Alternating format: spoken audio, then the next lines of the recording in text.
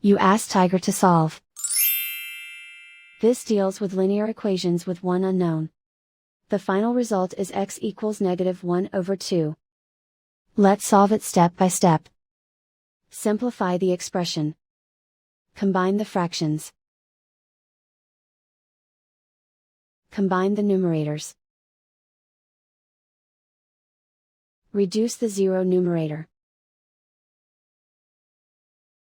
Group all constants on the right side of the equation.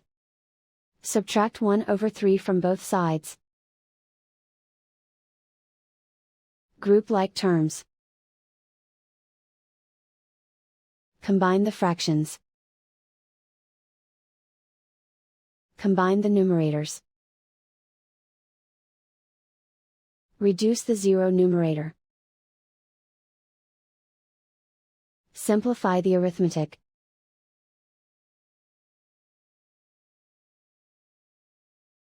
Isolate the x. Multiply both sides by inverse fraction 3/2.